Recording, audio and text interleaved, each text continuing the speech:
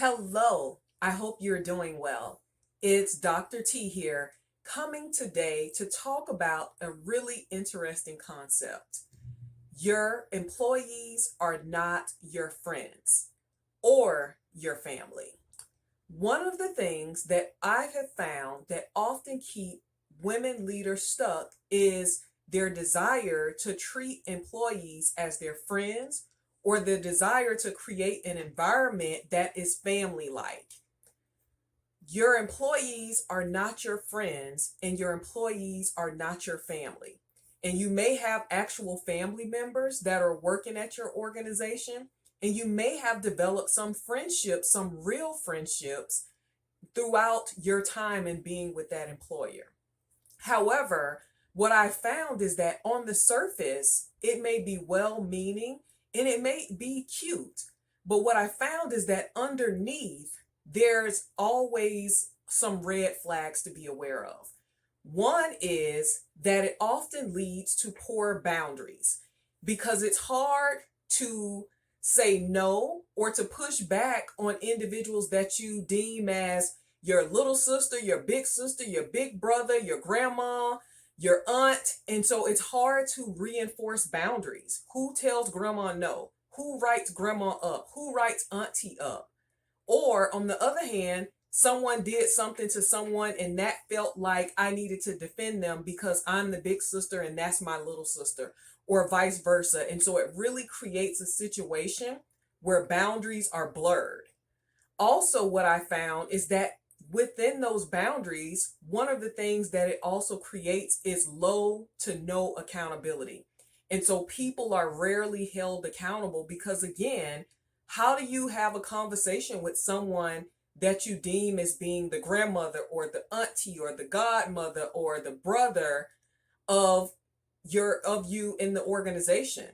And so when you think about that, a lot of times people are not held accountable and things are able to just progress and exacerbate, and they could be really a conversation early on. And so that creates some discomfort in not even knowing how to address this person because I look at them as my friend or I look at them as a family member.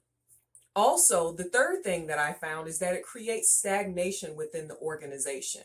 Because when people do not feel comfortable speaking up, a lot of times they don't. And so that creates an opportunity for not only harmful and negative behavior to occur, but it creates a gap where there are things that we can learn and grow together. And there are things and ideas that could be shared, but people are afraid to present it because they're afraid to go against the status quo.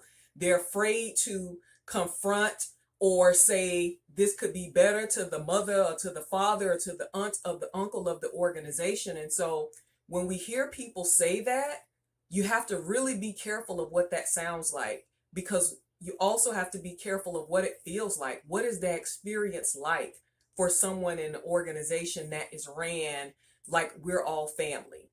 And it's almost like going to, I'm a metaphor person, so it's almost like going to a cookout and it's like, who burned the cornbread? Who made that potato salad? Who made that macaroni and cheese? And you can't eat it, but you have to eat it because you don't want to offend people. And so the same thing happens in our organizations when we create that environment to where it's not only harmful and toxic, but it's unhealthy. Because at the end of the day, what if I don't want to be a part of your family? What if I just want to come in and give my work 2000% and go home? And so do I have the autonomy as an employee of the organization to not want to go to happy hour, to not want to come to your house, to not want to come and cook together, but just give it my all and do my best work and go home? And does that family environment leave room for that? Or if there's a party, everyone has to come, or you looked at as not a team player. And then the other issue is that once you start being looked at as not a team player, that shows up in some way in your performance meetings, in your performance review, in your supervisory meeting. And now you start to have a blur of business and personal. And so again, we want to be really careful about this. I would almost say that it should be avoided.